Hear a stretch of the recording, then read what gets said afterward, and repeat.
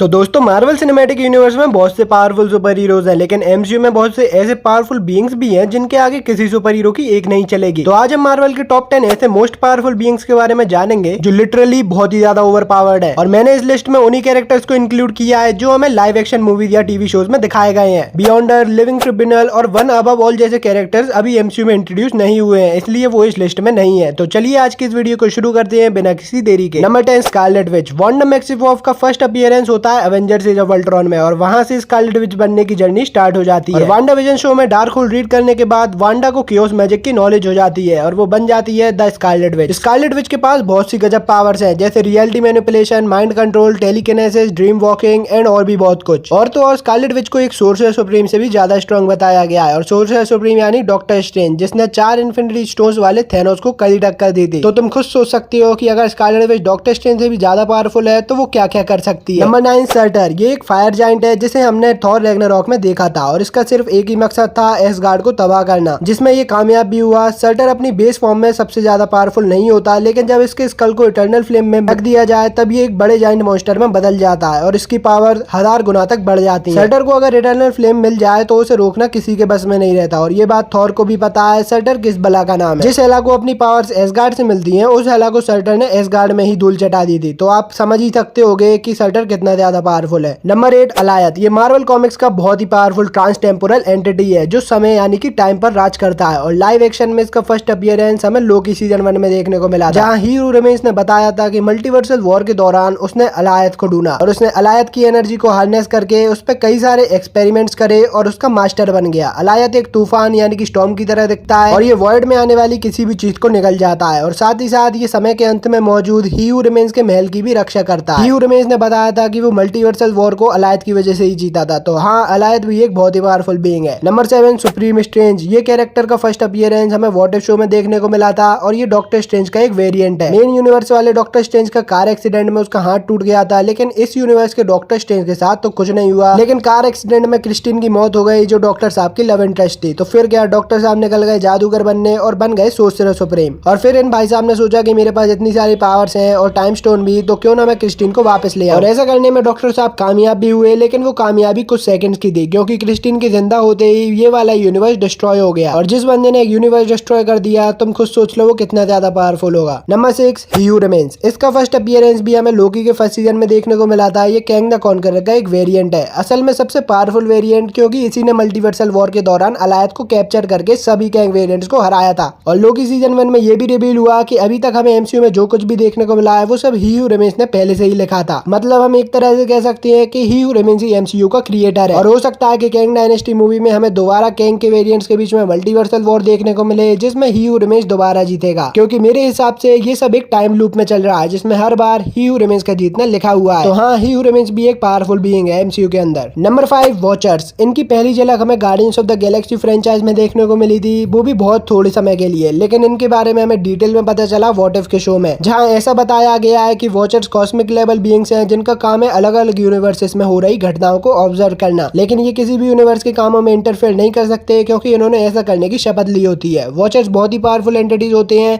और ये हमें व्हाट इफ में बहुत अच्छे से दिखाया गया है, जहां इन्फिनिटी एल्ट्रॉन को वॉचर ने काफी तगड़ी तक कर दी, और अगर एल्ट्रॉन के पास इन्फिनिटी स्टोन्स नहीं होते तो शायद वॉचर उसे भगा भगा के मारता। व्हाट इफ का सेकंड सीजन हमें 2024 में देखने को मिलेगा, जिसमें हम वॉचर की पावर्स को दोबारा विटनेस कर सकेंगे। Number 4 Dormammu. ये एक कॉस्मिक लेवल बीइंग है जो डॉक्टर स्ट्रेंज का विलन है, और ये डार्क डायमेंशन नाम की रियलिटी का रूलर है। इसके पावर्स है reality manipulation, cosmic energy blast, dark magic and और भी बहुत कुछ। डॉक्टर स्ट्रेंज के फर्स्ट पार्ट में हमने देखा था कि इसके फॉलोअर्स को ये इमोर्टैलिटी की पावर्स देता है और साथ ही साथ डार्क मैजिक की भी नॉलेज देता है, जिस वजह से इसके फॉलोअर्स अपने आप में ही बहुत ज्यादा पावरफुल है। तो सोचो डोरमामू कितना ज्यादा पावरफुल होगा। डोरमामू एक सेलेस्टियल लेवल बीइंग है और ये प्लैनेट्स को डार्क डायमेंशन में मर्ज करने के लिए जाना जाता है। Number 3 eternity. मार्वल कॉमिक्स में इटर्निटी एक बहुत ही ज्यादा पावरफुल कॉस्मिक एंटिटी है और लाइव एक्शन में इसका फर्स्ट अपीयरेंस हमें लव एंड थंडर में देखने को मिला, जहाँ ऐसा बताया गया कि इटर्निटी के पास जो भी सबसे पहले पहुंचकर अपनी विश को मांग लेगा उसकी विश पूरी हो जाएगी, फिर वो विश चाहे किसी के भले के लिए हो या फिर बुरे के लिए। लव एंड थंडर में हमने देखा था कि जब गॉड इटर्निटी के पास पहुंच जाता है तब थॉर भी हार मान लेता है, क्योंकि उसे पता होता है कि अगर गॉड ने सारे गॉड्स की डेथ को विश कर लिया तो थॉर कुछ भी नहीं कर पाएगा, इसलिए वो हार मानकर अपने आखिरी पल जेन के साथ बिताने के बारे में सोचता है। तो इटर्निटी भी एमसीयू की one of the most powerful beings में से एक है। नंबर 2 एरिशम। ये एक सेलेस्टियल है जिसका फर्स्ट अपीयरेंस हमें इटर्नल मूवी की एंडिंग में देखने को मिला था, और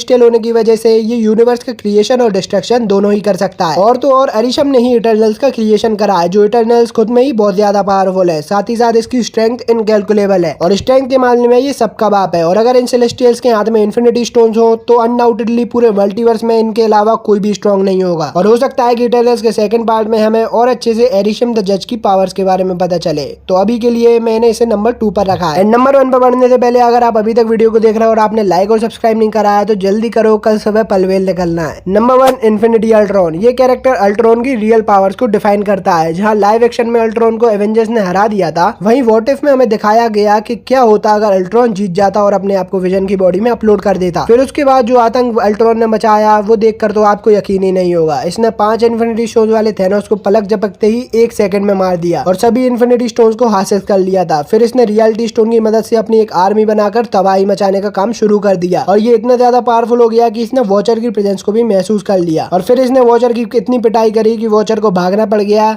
इसने अपने मुंह से एक पूरे यूनिवर्स को खा के डिस्ट्रॉय कर दिया और ये एक मल्टीवर्सल लेवल थ्रेट बन चुका था। तो हाँ, इन्फिनिटी अल्ट्रॉन अभी तक का सबसे डेंजरस और मोस्ट पावरफुल बीइंग है पूरे मार्वल यूनिवर्स में। तो दोस्तों ये थी हमारी top 10 beings in the MCU की लिस्ट। अगर आपको वीडियो पसंद आई हो तो प्लीज लाइक और सब्सक्राइब करना मत भूलना। अब मिलते हैं जल्दी नेक्स्ट वीडियो में। Till then take care, love you and good bye.